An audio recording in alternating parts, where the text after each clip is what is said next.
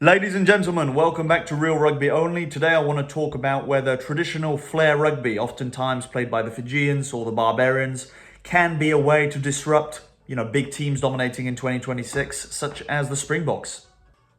Before I get into this video, I want to give another shout out to anyone that's maybe going through a tough time in their lives, in their personal lives, with work, with family, whatever. I just wish you the best. Remember, there are 24 hours again kicking off tomorrow, and I'm sure you're going to be fine. Anyway, I'm rooting for you. We got to see the Barbars play against South Africa a few weeks ago, and they've got some off-the-cut flair. Really, their idea of playing rugby is, hey, we're gonna offload the ball, we're gonna make a whole spectacle of it, and the Springboks' idea of playing rugby is to be suffocating, is to really hurt the opponent, make sure that their defense is a brick wall and not let anyone, even the Barbarians or the Fijians, get anywhere close to their own try line. Can teams like the Barbarians and Fiji, with their style of play, ever disrupt a team like the Boks? Can they disrupt, this sort of mechanical defense that Rassie Erasmus has put in place, since, it's almost been 10 years really that he's, mastered this idea of, let's not concede many points. Let's go out there and win games by being brutal, by playing rugby within its laws, right? By respecting the rules, of course. The Springboks have always done that.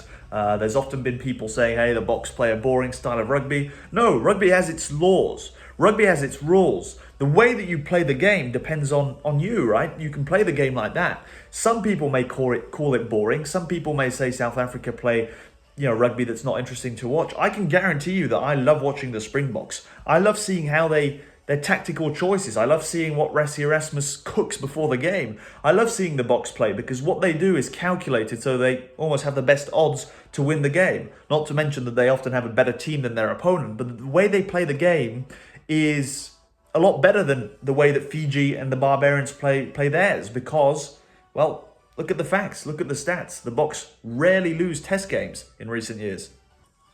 So my argument is that the way of playing like Fiji and the Barbarians do is kind of obsolete now. I think that Erasmus and the Boks in general have kind of put that way of playing rugby to bed. By the way, I love how the Barbarians and Fiji play, to be honest. But I don't think it's a viable sort of argument anymore, a viable tactical way of playing. Especially if they're matched against physical sides such as the Boks.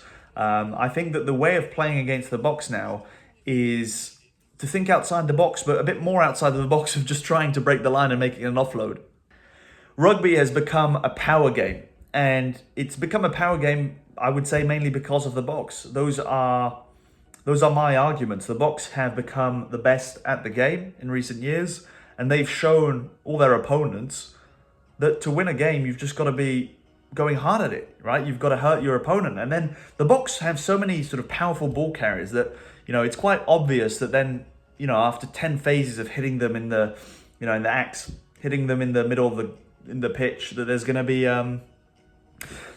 room on the wing. It's quite obvious. South Africa score really good tries with their backs. But you know what helps them do that? It's the forwards. It's the forwards that are making a metre or two. It's the crowd that's getting hyped. It's all of that stuff. When South Africa play at home, they are so difficult to play. There's this kind of hostility. And I've never been to South Africa yet. It is coming soon. I will be going to South Africa to watch South Africa versus New Zealand. Unless something happens in the meantime, I should be going to the game in Cape Town.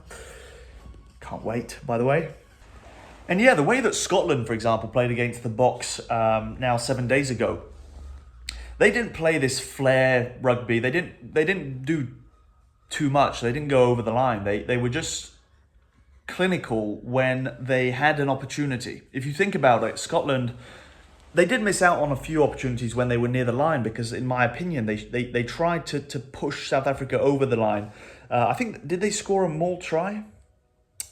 I think they might have. I'm not too sure, but anyway, I've often seen teams try and score against South Africa when they're 5 meters out, just by getting the props in, the locks, and just trying to push over the line. It rarely works. It rarely works. The way that Scotland were actually in the game against South Africa and kind of ran them to a good contest was by playing with the backs. I think that if there's one thing that the Springboks aren't yet 100% at, is their defense with the back line. I could be wrong, but there were just a few cookie cutter moves that the Scots did that carved open the Boks defence. Quite a few times, you'd see a Scotland forward just break through the line and have 30 metres in front of him to just sort of assess his options. Or Finn Russell would do sort of nice move with the backs, boom, and suddenly Carl Steyn was had 30 yards of territory in front of him with no one there. Credit to the Scots. I mean, they played well. But that style of play, not many teams have it. Not many teams are able to play like Scotland. I want you to just realise that Scotland really played well on Saturday, but they were still not good enough to beat the Boks. The Boks were suffocating them most of the game. It was just difficult for Scotland to do much. South Africa were everywhere in the rucks. And this was a South Africa B team, to be honest. It wasn't really the South Africa A team that I'm used to watching in sort of high-intensity knockout games. But anyway, that was quite an interesting game. I've talked about it enough on this channel. When the Barbarians played against South Africa, Barbarians tried to put on a show, but it just doesn't work anymore, does it? Fiji, they played against Wales and England. They lost comfortably against Wales, and they lost brutally against England, 8-73. Fiji's way of playing is enjoyable to watch, right? Not many of us would disagree that when you see Fiji play, you expect them to put on a show. It's very entertaining, but it does not win games. And quite the opposite. I think there are quite a lot of people out there who would argue that the way that South Africa play is not running, FLAIR Rugby, but who cares? They win games and they do the right things to win games. Rugby as it is should stay as it is. I don't want rugby union to turn into rugby league where, World Rugby sees the Boks killing their opponents and thinks, hey, maybe we should change this so that the opponents have more of a chance. No, the opponents need to play rugby union, get better at scrummaging, get better at mauling, get better at disrupting the rucks, get stronger, match the Boks in that area. Because I often said on this channel, the way to beat the Boks is not to match them physically, it's to try other stuff. But at the end of the day, if you can't win a collision, if you keep losing yards when you get hit by the opponent, you can't really win a game. It's just too difficult. So will we ever see Fiji and the Barbarians win a game against the Boks or New Zealand ever again? I would tend to say that those two teams, especially Fiji, because the Barbarians play here and there, right? It's nothing too serious. Fiji and I wouldn't say France, because France have a bit of both. France have some flair, but they don't do it over the top, and they've got big power up front. Fiji really rely on some flair. Fiji rely on some forwards to sort of, break a tackle and find a way of offloading the ball when there's no offload there. And sometimes it's brilliant, but most times it doesn't work, and you get crushed like they did 73-8 versus England.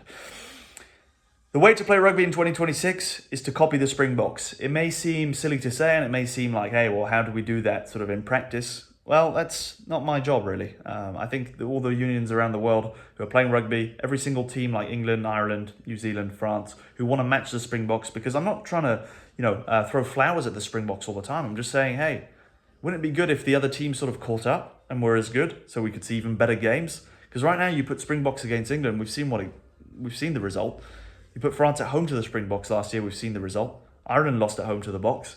New Zealand lost 10-43, 47, something like that, against the Boks. Start copying the Boks.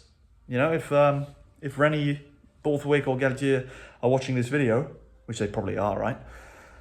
Copy the Boks, and you might just have a chance of lifting the World Cup next year. That's what I hope. See you soon, boys.